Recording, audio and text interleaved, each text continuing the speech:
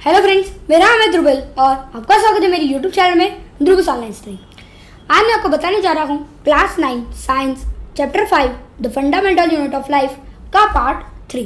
Part 2 और part 1 की link कहाँ पे होगी? डिस्क्रिप्शन में भी होगी और ऊपर आई बटन में भी गिवन होगी। ठीक है, तो वहाँ पे आप जाके पार्ट 1, पार्ट 2 और पार्ट 4 भी जाके देख सकते हो वहाँ पे जाके। ठीक है, आगे बढ़ते गए। ये सब हमने पढ़ा था। हमने क्या क्या पढ़ा टोटल अभी तक?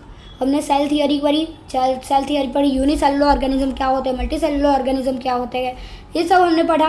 सेल रिप्रोड्यूस कैसे होते हैं ये थोड़ा थोड़ा हमने देखा। फिर हमने पढ़ा प्लाज्मा मेम्ब्रेन के बारे में। फिर हमने क्या पढ़ा, फिर सेल बनते कैसे हैं, सेल ऑर्गेनाइज कैसे होते हैं, ये हमने पढ़ा। फिर कुछ सॉल्यूशन के बारे में देखा, डिफ्यूजन के बारे में देखा और उसके 3 पॉसिबिलिटीज़ के बारे में देखा, hypotonic solution, isotonic solution and hypertonic solution. ये 3 पॉसिबिलिटीज़ हमने देखी। ठीक है, फिर हमने क्या देखा, हमने कुछ सेल के बारे में स्टडी किया। ठीक है, कुछ सेल कैसे होते हैं, कोई सेल ऐसे होते हैं। फिर सेल मेम्ब्रेन में एंडोसाइटोसिस प्रोसेस हमने पढ़ी, ये सब हमने पढ़ा। अभी पार्ट 3 से हम स्टार्ट करेंगे सेल वॉल को। सेल वॉल अभी तक सेल के जो बाहर वाला हिस्सा होता है उसमें ही रहे। अब सेल वॉल पे आता है। सेल वॉल भी ऐसे बाहर वाला हिस्सा होता है सेल का, वो किसमें होता है? वो सेल वॉल का पहले एक इंट्रोडक्शन दे देता हूँ सेल वॉल का। सेल वॉल एक नॉर्मल प्लांट सेल ले लेते हैं। अब ये जो प्लांट सेल का ये वाला हिस्सा है ना, ये प्लांट सेल का जो ये वाला हिस्सा, वो क्या होता है? दिस इज प्लाज्मा मेम्ब्रेन और सेल मेम्ब्रेन भी बोल सकते हैं। अभी जो प्लांट सेल होते हैं ना, उनको एक और भी आउटर कवरिंग चाहिए होता है। क्यों कवरिंग चाहिए होता है? क्योंकि वो हम कोई अलग एग्जाम्पल ले लिए, एनिमल सेल की बात करते हैं। ठीक है, एक प्लांट सेल है, वी एक एनिमल सेल की बात करते हैं। एनिमल सेल किसमें होता है? बॉडी में, कोई ऑर्गेनिज्म में होता है। ठीक है, तो वो क्या होता है, उनको एक एक्सटर्नल प्रोटेक्शन की ज़रूरत नहीं होती, क्योंकि वो डायरेक्टली एनवायरनमेंट के कांटेक्ट में नहीं होते। बट प्लांट सेल का क्या होता है? प्लांट सेल डायरेक्टली एनवायरनमेंट के कांटेक्ट में होते हैं, एक्सटर्नल एनवायरनमेंट के कांटेक्ट में होते हैं। तो उनको एक एक्सटर्नल क्या चाहिए? एक एक्सटर्नल बड़ी वाली एक वॉल भी चाहिए, जिसका नाम क्या है? Cell wall. एक और बड़ी प्लाज्मा मेम्ब्रेन तो होता ही है। ठीक है, प्लाज्मा मेम्ब्रेन होता है, बट एक और आउटर कवरिंग जिसमें वो प्लांट्स जो होते हैं वो और ज़्यादा प्रोटेक्ट कर सके। ठीक है, तो एक रीड कर लेते हैं ये। Plant cells in addition to the plasma membrane they have another rigid outer covering called the cell wall. The cell wall lies outside the plasma membrane. The plant cell wall mainly composed of cellulose. Cellulose is a complex substance and provides structural strength to plants. तो cell wall जो plant cell होता है, plant cell उसमें क्या होता है? Cell wall होता है। कहाँ पे होता है? प्लाज्मा मेम्ब्रेन के ऊपरी हिस्से में। ऊपरी हिस्से तो नहीं बोलूँगा मैं, बाहर की साइड में होता है। ठीक है, बाहर की साइड में प्लाज्मा मेम्ब्रेन होता है, प्लाज्मा मेम्ब्रेन की बाहर की साइड में होता है। और जो प्लांट सेल की जो सेल वॉल होती है, सेल वॉल वो किससे बनती है? ये जो बनती है, जो सेल वॉल है वो किससे बनता है? Is made up of cellulose से वो बनता है। ठीक है, तो ये जो सेल्यूलोज होता है वो क्या होता है? सेल्यूलोज एक कॉम्प्लेक्स सब्सटेंस है जो एक स्ट्रक्चरल स्ट्रेंथ देती है, मतलब एक स्ट्रेंथ देती है एक टाइप ऑफ शेप में। किसको? प्लांट्स में देती है। ठीक है, प्लांट्स में उसको क्या बोलेंगे? सेल्यूलोज एक्चुअली में किस में होता है? सेल्यूलोज एक्चुअली में सेल वॉल में होता है। ठीक है, तो इसलिए वो प्रोटेक्शन देती है, एक्सटर्नल प्रोटेक्शन बोल सकते हो इसको।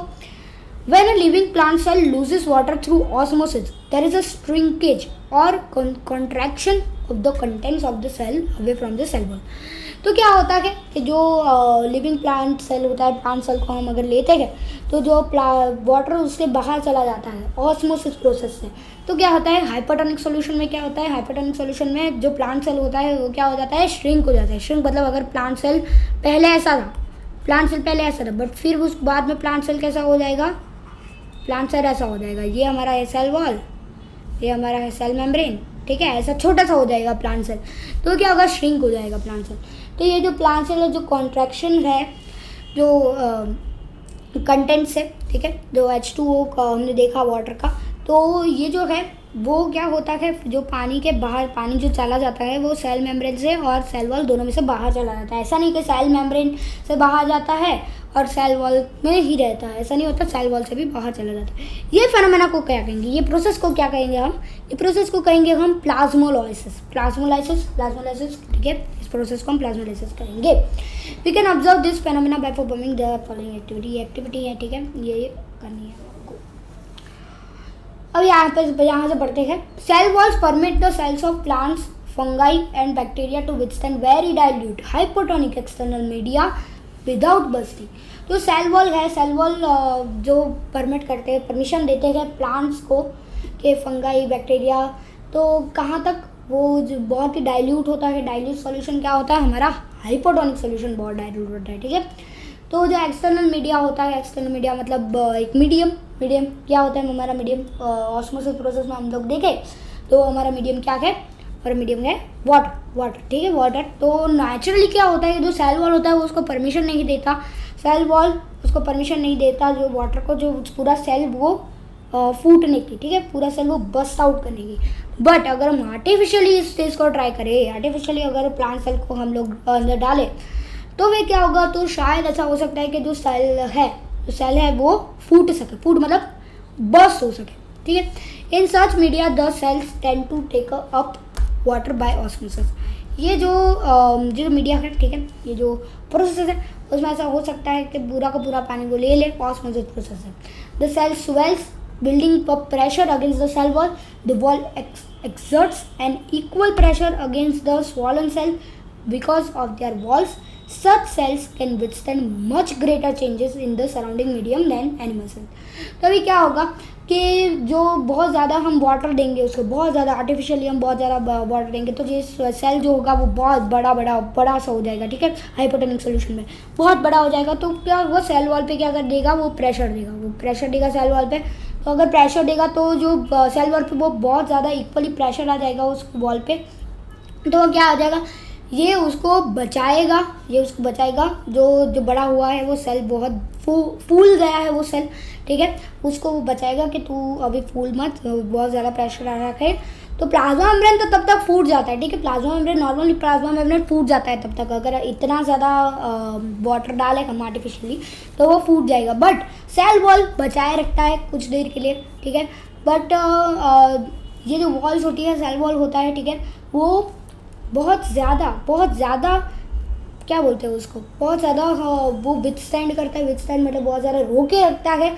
किससे, एनिमल सेल को अगर हम देखें, एनिमल सेल अगर हम ले तो एनिमल सेल में जल्दी वो बर्स्ट हो जाएगा अगर हम यूज़ करेंगे आर्टिफिशियली, अगर हम उसको पानी देंगे। और वही हम ले, अगर हम प्लांट सेल को ले पर वो जो बर्स्ट होगा, ठीक है, बर्स्ट तो हो जाएगा, अगर आर्टिफिशियली करें तो बर्स्ट तो हो जाएगा, बट इसमें कम टाइम लगेगा, इसमें ज़्यादा टाइम लगेगा। क्यों लगेगा कम टाइम इसमें, क्योंकि इसमें सिर्फ प्लाज्मा मेम्ब्रेन है और इसमें plasma membrane plus cell wall, ठीक है, दोनों चीज़ें हैं इसमें, तो थोड़ा ज़्यादा टाइम लगेगा फूटने में, बट फूट जाएगा। क्यों फूटेगा, क्योंकि उसमें क्या है, आर्टिफिशियली देंगे तो फूटेगा, बट अगर हम नेचुरली उसका काम करें तो नेचुरली वो नहीं फूटता। तो ये था हमारी कुछ जानकारी सेल वॉल के बारे में। अभी आते हैं हम न्यूक्लियस बहुत ज़्यादा इंपॉर्टेंट टॉपिक है न्यूक्लियस, ठीक है, सेल का सबसे इम्पॉर्टेंट टॉपिक माना जाता है न्यूक्लियस, ठीक है। तो स्टार्ट करते हैं। Remember the temporary mount of onion peel we prepare. तब हमें याद करना है कि जो टेम्पररी माउंट हमने प्रिपेयर किया था ऑनियन पील में वो हमें याद करना है, ठीक है। We can put iodine solution on the peel, why, what would we see if we tried absorbing the peel without putting the iodine solution? Try it and see what the difference it is. Further, when we put iodine solution on the peel, did each cell get evenly colored? ये सब cell के बारे में, ठीक है, iodine solution और onion पील के बारे में जो हमने एक्सपेरिमेंट पहले किया था, ठीक है, इसके बारे में। तो अभी हम इसके बारे में नहीं देखेंगे, हम डायरेक्टली न्यूक्लियस को स्टार्ट करते हैं। According to the chemical composition, different regions of cells get colored differentially. ये सब कुछ वही है, ठीक है, आयोडीन सॉल्यूशन का ही है। So let's start from this, ठीक है, यहाँ से स्टार्ट करते हैं, यहाँ से न्यूक्लियस के बारे में प्रॉपर इन्फॉर्मेशन देना स्टार्ट हो रहा है। The nucleus has a double layered covering called nuclear membrane. तो हमें ये पता है कि अगर हम लोग एक एनिमल सेल ले ले, ठीक है, animal cell, this is animal cell. अभी एनिमल सेल में एक यहाँ पे न्यूक्लियस होता है, ये क्या है हमारा न्यूक्लियस, बीच में न्यूक्लियस होता है, ये वाला पोर्शन, तो यहाँ पे लिख ले न्यूक्लियस। तभी न्यूक्लियस में जो आउटर पोर्शन है, ये जो आउटर पोर्शन है इसको हम क्या कहेंगे, न्यूक्लियर मेम्ब्रेन, न्यूक्लियर मेम्ब्रेन हम उसको कहेंगे। तो न्यूक्लियर मेम्ब्रेन क्या करता है? न्यूक्लियर मेम्ब्रेन ये करता है कि ये जो न्यूक्लियस है उसको सेपरेट करता है साइटोप्लाज्म। साइटोप्लाज्म यहाँ पे पूरा एरिया है, ये पूरा का पूरा साइटोप्लाज्म है, ये जेल लाइक स्ट्रक्चर है और इसके अंदर बहुत सारी सेल ऑर्गेनेलीज है, ठीक है। तो ये जो ऑर्गेनेलीज है तो उसको ये न्यूक्लियस उसको सेपरेट करता है, ठीक है, न्यूक्लियर मेम्ब्रेन इसको, ठीक है। The nuclear membrane has pores which allow the transfer of material from inside the nucleus to its outside, that is to the cytoplasm, which we talk about it in section 5.2.4, ठीक है। तो अभी क्या है, जो न्यूक्लियस है, nucleus membrane, nuclear membrane, तो nuclear membrane के अंदर क्या है? पोर्स है। देखो न्यूक्लियर मेम्ब्रेन ऐसा फिर होगा, ठीक है, कुछ ऐसे पोर्स होंगे, ठीक है, पोर्स। तो पोर्स से क्या होगा, जो बाहर का अंदर का मटेरियल है वो बाहर जाएगा और जो बाहर का मटेरियल है वो अंदर आएगा, वो अलाउ करेगा कि अंदर बाहर हो सके तो होगा, ठीक है। तो ये चीज़ हम लोग यहाँ पे इसमें करेंगे। तो न्यूक्लियर मेम्ब्रेन है उससे ये सब चीज़ें होगी। The nucleus contains chromosomes which are visible as rod shaped structures only when the cell is about to divide. तब जो क्रोमोसोम होते हैं, न्यूक्लियस जो होता है उसके अंदर क्या होता है? क्रोमोसोम्स होते हैं। क्रोमोसोम जो ऐसे रॉड शेप के होते हैं, रॉड शेप मतलब ऐसे होते हैं, ठीक है। क्रोमोसोम्स हमेशा ऐसे होते हैं, ऐसे, फिर ऐसे भी होता है, कुछ डबल क्रोमोसोम्स ऐसे भी होते हैं। तो क्रोमोसोम्स जो होते हैं वो रॉड शेप स्ट्रक्चर्स होते हैं, ठीक है। वो हमें तभी दिखाई देते हैं जब सेल डिवाइड होता है। सेल डिवाइड कब होता है? जब सेल रिप्रोड्यूस करता है, एक सेल 2 सेल में बट जाता है, तब हमें दिखता है कि जो क्रोमोसोम्स होते हैं वो इक्वली डिवाइड होते हैं, ठीक है। इक्वली मतलब सेम अमाउंट ऑफ जो सेल होगा वो सेम अमाउंट ऑफ ये दोनों सेल लेंगे, ठीक है, क्रोमोसोम्स लेंगे। अभी आगे बढ़ते हैं। आगे है chromosomes contain information for inheritance of characters from parents to next generation in the form of DNA. DNA का फुल फॉर्म यहाँ पे दिया गया है डीऑक्साइरिबो न्यूक्लिक एसिड, ठीक है। तो यहाँ पे क्रोमोसोम्स क्या कलेक्ट करें? क्रोमोसोम्स है, हमें पता चल गया क्रोमोसोम्स होते हैं, न्यूक्लियस के अंदर क्रोमोसोम्स होते हैं। बट क्रोमोसोम्स जो होते हैं वो क्या इन्फॉर्मेशन कलेक्ट करते हैं? उसका काम क्या होता है? उनका काम होता है ये कि जो इन्फॉर्मेशन होती है इनहेरिटेंस की, कैरेक्टरिस्टिक्स जो होते हैं मदर सेल में, ठीक है, जो कैरेक्टरिस्टिक होता है सेल में, वो कैरेक्टरिस्टिक्स उस क्रोमोसोम्स में होते हैं। और जब वो इन the form of what? In the form of DNA, वो डीएनए के फॉर्म में होते हैं। डीएनए का फुल फॉर्म है डीऑक्साइरिबो न्यूक्लिक एसिड, ठीक है। तो ये उसका फुल फॉर्म है डीएनए का। तो डीएनए के फॉर्म में होते हैं ये कैरेक्टरिस्टिक्स, जो क्रोमोसोम्स, ठीक है, वो इन्फॉर्मेशन कलेक्ट करते हैं।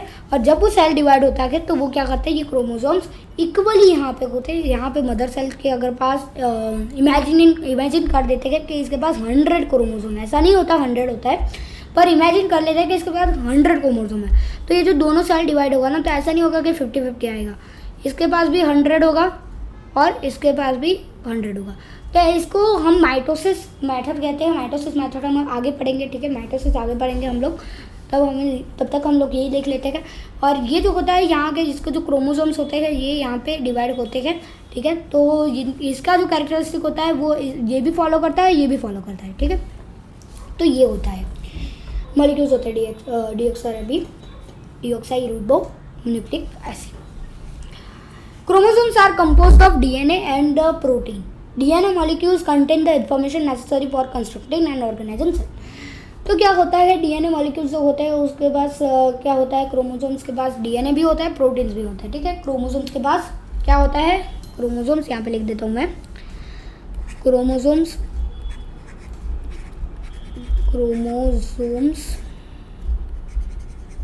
ठीक है। उसके पास क्या होता है? They are made up of DNA and protein, ठीक है। डीएनए किससे बनते हैं? अरे क्रोमोसोम्स कितने बनते हैं? डीएनए और प्रोटीन से, ठीक है। आगे बढ़ते हैं। आगे यहाँ पे लिखा गया है कि डीएनए मॉलिक्यूल्स है वो बहुत सारी इन्फॉर्मेशन कलेक्ट करते हैं, नेसेसरी इन्फॉर्मेशन कलेक्ट करते हैं ऑर्गेनाइजिंग सेल के लिए, सेल को ऑर्गेनाइज करने के लिए। अभी ऐसा नहीं होता कि अगर हम क्रोमोसोम्स हमारे रिप्रोडक्शन में क्रोमोसोम्स होते ही नहीं, इनहेरिटेंस होता ही नहीं, ज़रा भी इनहेरिटेंस नहीं होता। तो अगर हम हमारा ह्यूमंस का ही देख लें तो हमारे कुछ हमारे क्रोमोसोम्स मदर से आते हैं, कुछ फादर से आते हैं, ठीक है, क्रोमोसोम्स। तो क्रोमोसोम्स होते हैं वो डीएनए होता है, ठीक है, डीएनए मिलता है, ठीक है, डीएनए। तो फिर क्या होता है, डीएनए जो होता है, ठीक है, DNA,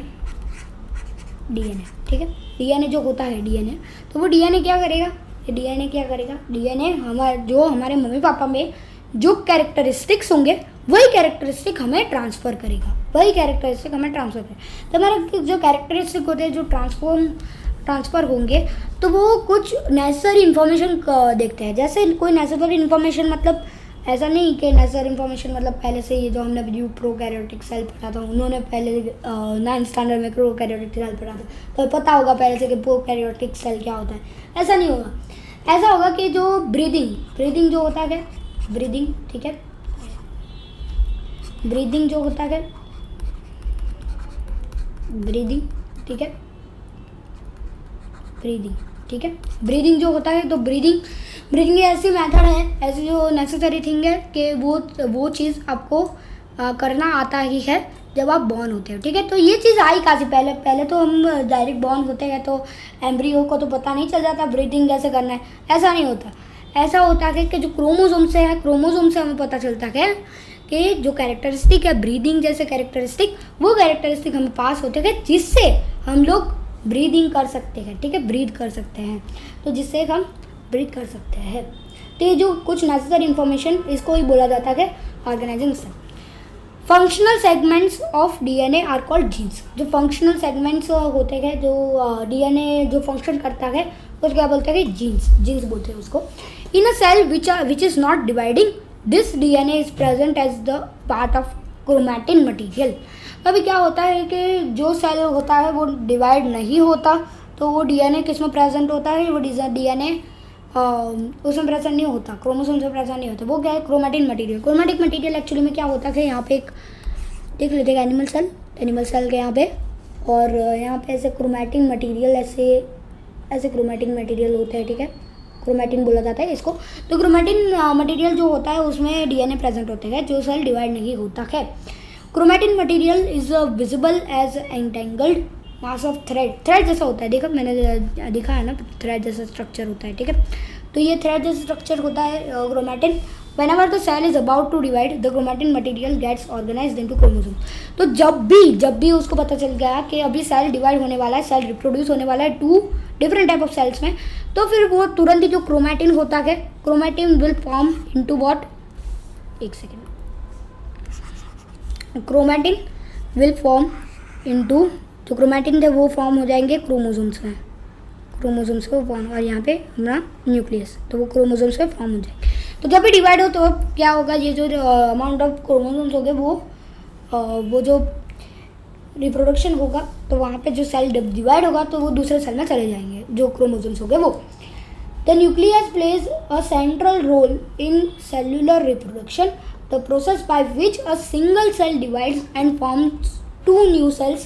It also plays a crucial part along with the environment in determining the way the cell will develop and what form it will exhibit at maturity by directing the chemical activities of the cell. तो क्या होता है, जो nucleus होता है वो central role play करता है सेलुलर रिप्रोडक्शन, तभी वो रिप्रोड्यूस करता है जब वो सिंगल सेल जब डिवाइड होता है नए 2 सेल में, तो क्या करता है, ऐसा नहीं होता कि आधा न्यूक्लियस 2 न्यूक्लियस ऐसे बनते हैं, ठीक है, 2 सेल बनते हैं, तो ऐसा नहीं होता कि इसका आधा न्यूक्लियस ऐसा नहीं होता। सेम अमाउंट ऑफ सेम चीज़ें यहाँ पे भी होगी, सेम अमाउंट ऑफ सेम चीज़ें यहाँ पे भी, यहाँ पे हम देखें इतने थे, यहाँ पे भी थे, और सेम चीज़ यहाँ पे भी होगी, यहाँ पे भी हमें इतने ही न्यूक्लियस और इतने ही हमें मिलेंगे, ठीक है, ऐसा हमें होगा। तो ये क्या होगा, ये सब कुछ दिमाग कौन लगाता है, ये सबको दिमाग लगाता है न्यूक्लियस ही सब कुछ करता है, ठीक है। तो ये बहुत ही क्रूशियल प्ले करता है, क्रूशियल रोल प्ले करता है, ठीक है।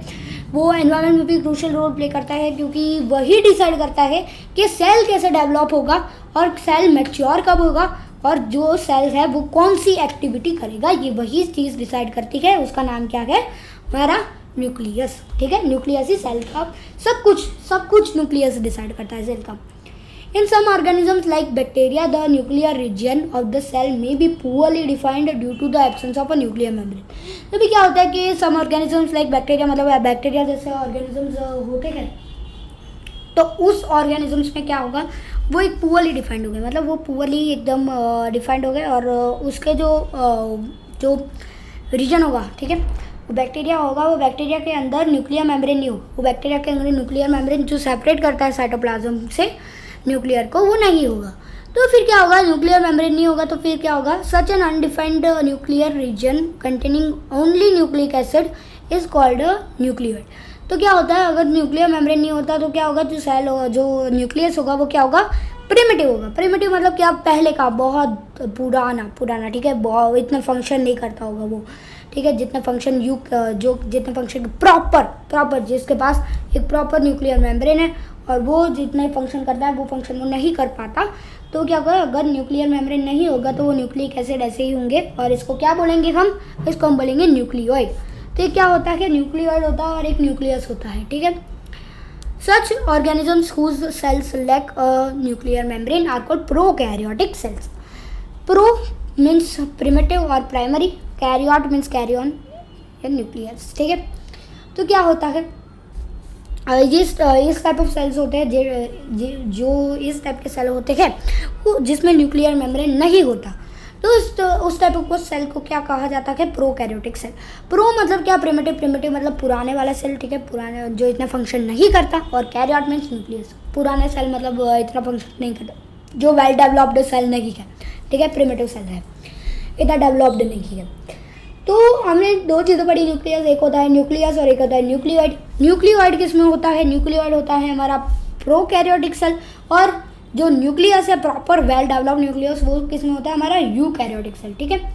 आगे बढ़ते हैं, organisms with sales having a nuclear membrane आपको यूकैरियोटिक सेल।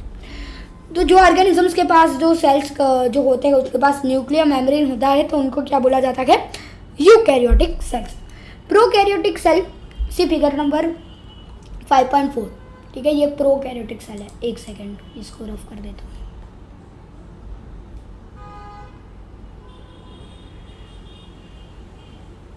ठीक है, तो ये हमारा क्या है, ये हमारा है प्रोकैरियोटिक सेल।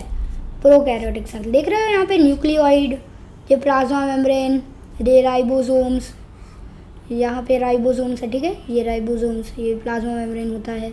फिर न्यूक्लियोइड देखो यहाँ पे, न्यूक्लियस जो होता है प्रॉपर वो कैसा होता है, अंदर न्यूक्लियस पूरा का पूरा न्यूक्लियस होगा, और यहाँ पे देखो मैं दिखाता हूँ एक फिगर यूकैरियोटिक सेल की, नीचे यहाँ पे गिवन। तो इसमें क्या है, ये यूकैरियोटिक प्रॉपर सा न्यूक्लियस यहाँ पे दिया गया है, proper nuclear envelope, nuclear membrane के साथ पूरा का पूरा प्रॉपर सा है। तो ये क्या एनिमल सेल है, ये एनिमल सेल की फिगर है, और ये आपको आगे आएगी, ठीक है, ये इसी चैप्टर में आएगा, ठीक है। ये तो ये सब चीज़ें आपको यहाँ पे देख रहे हो, देखिए ये जो है ये एक यूकैरियोटिक सेल है, और ये जो हमारा है ये हमारा है प्रोकैरियोटिक सेल। तो देख रहे हो जो उसके पास नो मेम्ब्रेन भी नहीं है, सिर्फ उसके पास जो न्यूक्लियर मेम्ब्रेन के सिवा जो न्यूक्लियस जो पार्ट्स होते हैं वही है, ठीक है। और यहाँ पे साइटोप्लाज्म, ये यहाँ पे सेल वॉल, बस इतना ही है ये, ठीक है। द प्रोकैरियोटिक सेल एक टाइप ऑफ प्रिमिटिव सेल, ठीक है, वेल डेवलप्ड सेल नहीं होते हैं। Also like most of the other cytoplasmic organelles present in eukaryotic cell। तो जो प्रोकैरियोटिक सेल होते हैं तो उसमें क्या होता है, प्रोकैरियोटिक सेल में जो ऑर्गेनेलीज होती है और डिफरेंट टाइप ऑफ ऑर्गेनेलीज होती है, लाइक एंडोप्लाज्मिक रेटिकुलम और बहुत सारे अलग अलग ऑर्गेनेलीज होती है, वो उसमें नहीं होती। क्यों नहीं होती, क्योंकि न्यूक्लियर मेम्ब्रेन ही नहीं है, न्यूक्लियर इतना डेवलप नहीं है न्यूक्लियस, तो फिर वो कैसे इतना डेवलप हो गया ऑर्गेनेलीज। तो साइटोप्लाज्म में जो ऑर्गेनेलीज है वो नहीं होती, सिर्फ बेसिक ऑर्गेनेलीज होती है, वो होती है। जैसे अब बात करें हम प्लाज्मा मेम्ब्रेन की, फिर बात करें हम सेल वॉल की। सेल वॉल एक्चुअली में बैक्टीरिया और उसमें भी होता है, प्लांट्स के सिवा हम देखेंगे तो एक न्यूक्लियोइड होता है, ठीक है, ये सब चीज़ें होती है, बेसिक चीज़ें होती है। Many of the functions of such organelles are also performed by poorly organized parts of the cytoplasm. See section 5.2.4, ठीक है। The chlorophyll in photosynthetic prokaryotic cell bacteria is associated with membranous vesicle bag like structures but not with plastid as in eukaryotic cell. ठीक है, तो ये जो organelles होती है, जो फंक्शन करती है ऑर्गेनेलीज, ये भी क्या होती है, ये एक पुअरली ऑर्गेनाइज्ड साइटोप्लाज्म की होती है, क्योंकि साइटोप्लाज्म भी इतना ऑर्गेनाइज्ड नहीं होता है प्रोकैरियोटिक सेल में। ठीक है, जो क्लोरोफिल होता है फोटोसिंथेसिस में काम आने वाला, वो प्रोकैरियोटिक बैक्टीरिया में होता है। ठीक है, प्रोकैरियोटिक बैक्टीरिया जो होता है उसमें होता है, बट उसमें क्या होता है, जो मेम्ब्रेन होता है, वेसिकल्स होते हैं। वेसिकल्स मतलब एक टाइप ऑफ ट्रांसपोर्ट बैग भी बोला जाता है वेसिकल्स को। ठीक है, तो एक टाइप ऑफ ट्रांसपोर्ट बैग जो होता है वेसिकल, तो वेसिकल्स के पास ऐसे घूमते रहते हैं। ठीक है, बट वो प्लास्टिड के पास नहीं जाते, प्लास्टिड के पास वो नहीं जाते, और एक्चुअली में उसको यूकैरियोटिक सेल बोला जाता है। Eukaryotic cell as in eukaryotics. Cytoplasm पे आते हैं। हमने न्यूक्लियस देख लिया, न्यूक्लियस में क्रोमोसोम देख लिए, डीएनए देख लिया, यूकैरियोटिक सेल देख लिए, प्रोकैरियोटिक सेल देख लिए, न्यूक्लियोलस, सब कुछ देख लिया हमने। ठीक है, अब आते हैं हम साइटोप्लाज्म पे। साइटोप्लाज्म पे when we look at the temporary mounts of onion peel as well as human cells, we can see a large region of each cell enclosed by the cell. तो हमने देखा ऑनियन सेल में भी हमने देखा कि ऐसे ऑनियन सेल थे। ठीक है, ऐसे ऑनियन सेल जॉइंट थे ऐसे। ठीक है, तो ये जो पार्ट था, यहाँ पे न्यूक्लियस था, कुछ यहाँ पे न्यूक्लियस था। ठीक है, तो ये न्यूक्लियस के पार्ट के यहाँ पे जो ये जो था, ये सारी जगह थी जो बाकी रही थी, ये सारी जगह क्या थी, ये सारी जगह क्या है ये साइटोप्लाज्म है। ठीक है, ये सारी जगह है साइटोप्लाज्म। साइटोप्लाज्म क्या है, साइटोप्लाज्म में जेली लाइक स्ट्रक्चर होता है। ठीक है, jelly like fluid type of substance होता है साइटोप्लाज्म, जो सेल मेम्ब्रेन के अंदर, मतलब देखो एक बड़ी सी फिगर ड्रॉ कर लेता हूँ मैं। ये हमारा न्यूक्लियस, ये हमारा प्लाज्मा मेम्ब्रेन, ये हमारा प्लाज्मा मेम्ब्रेन, ये हमारा क्या है, ये हमारा है न्यूक्लियस। ठीक है, तो इसके जो बीच के जो सारी स्पेस होती है ना, सारी स्पेस हमारी क्या है, ये सारी स्पेस हमारी है साइटोप्लाज्म। ठीक है, ये सारी प्लेस हमारी है साइटोप्लाज्म, सब कुछ हमारा साइटोप्लाज्म है। ठीक है, तो this region takes up very little stain, it is called the cytoplasm. The cytoplasm is the fluid content inside the plasma membrane। तो जो रीजन होता है ये बहुत ही कम स्टेन होता है। ठीक है, और इसको क्या बोला जाता है, साइटोप्लाज्म बोला जाता है। साइटोप्लाज्म क्या होता है, साइटोप्लाज्म एक फ्लूइड कंटेंट होता है। कंटेंट मतलब एक सब्सटेंस होता है फ्लूइड, जो प्लाज्मा मेम्ब्रेन के अंदर और न्यूक्लियर मेम्ब्रेन के बाहर। ठीक है, तो बीच वाला जो हिस्सा होता है ना, ये सारा हमारा होता है साइटोप्लाज्म। ठीक है, साइटोप्लाज्म आगे बढ़ते हैं। It also contains many specialised cell organelles, वो बहुत ही स्पेशलाइज्ड सेल ऑर्गेनेल्स भी रखता है, बहुत ही अच्छे सेल ऑर्गेनेल्स जो अलग अलग डिफरेंट टाइप ऑफ वर्क कर रही है। ठीक है, each of this organelles perform a specific function for the cell. ये सारी एक एक करके जो ऑर्गेनेल्स है ना, ये सारी डिफरेंट फंक्शंस करती है। Cell organelles are enclosed by membrane. Cell organelles जो होता है वो मेम्ब्रेन से एनक्लोज होते हैं, मेम्ब्रेन से बंद होते हैं। ठीक है, इन prokaryotic cells, beside the absence of a defined nuclear region, the membrane bound cell organelles that are also absent। तो क्या होता है, अगर न्यूक्लियर मेम्ब्रेन में नहीं होता प्रोकैरियोटिक सेल में, तो फिर क्या होगा, न्यूक्लियर मेम्ब्रेन ही नहीं होगा, न्यूक्लियर भी इतना डेवलप नहीं होगा न्यूक्लियस, तो फिर क्या होगा, जो मेम्ब्रेन वाले जो सेल ऑर्गेनेल्स हैं वो तो होंगे ही नहीं, क्योंकि वो बनते ही ऐसे, उनको रहना ही ऐसे तरीके से होता है। ठीक है, तो जो सेल ऑर्गेनेल्स होती है वो नहीं होती प्रोकैरियोटिक सेल में। On the other hand, the eukaryotic cells have nuclear membrane as well as membrane enclosed organelles।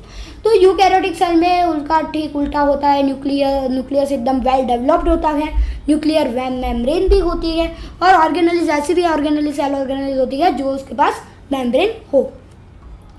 The significance of membranes can be illustrated with the example of viruses। The significance of membrane, जो membrane होते हैं वो हम ऐसा भी बता सकते हैं, जो मेम्ब्रेन होते हैं वो वायरस के भी हम एग्जाम्पल ले सकते हैं। अगर मेम्ब्रेन नहीं होंगे तो वायरस अटैक कर सकते हैं। Virus lack any membranes and hence do not show characteristic of life until they enter a living body and use its cell machinery to multiply. तो भी क्या होगा कि जो वायरसेस होंगे, वायरसेस के पास क्या होगा, एक भी मेम्ब्रेन नहीं होगा। मेम्ब्रेन नहीं होगा तो क्या होगा, उनके पास कैरेक्टरिस्टिक नहीं होंगे, सेल ऑर्गेनेल्स नहीं होंगे, बहुत प्रोकैरियोटिक सेल होंगे, और उनके पास सेल ऑर्गेनेल्स नहीं होंगी, क्रोमोसोम्स और वो सब नहीं होगा, तो क्या होगा, वो उनके जो कैरेक्टरिस्टिक वो नहीं होंगे।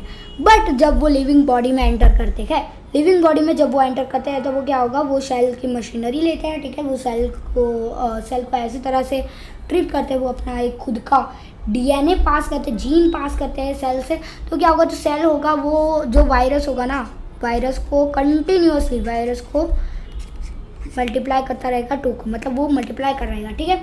मल्टीप्लाई करता रहेगा, हमेशा वो डबल होता जाएगा वायरस।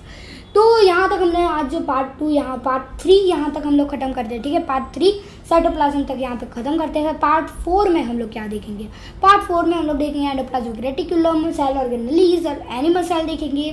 SCR क्या होता है, RER क्या होता है, फिर प्लांट सेल देखेंगे, फिर गोल्गी बॉडीज देखेंगे, लाइसोसोम्स देखेंगे, बाद में mitochondria, plastids, cell division, vacuoles, फिर माइटोसिस, मायोसिस, ये सब चीज़ें हम लोग कहाँ पे देखेंगे, पार्ट 4 और पार्ट 5 में, ठीक है। तो पार्ट 3 जो है हमारा पार्ट 3, तो वो हम यहाँ पे एंड करते हैं। पार्ट 3 हम यहाँ पे एंड करते हैं। तो thank you for watching, please like and subscribe the channel and press the bell icon.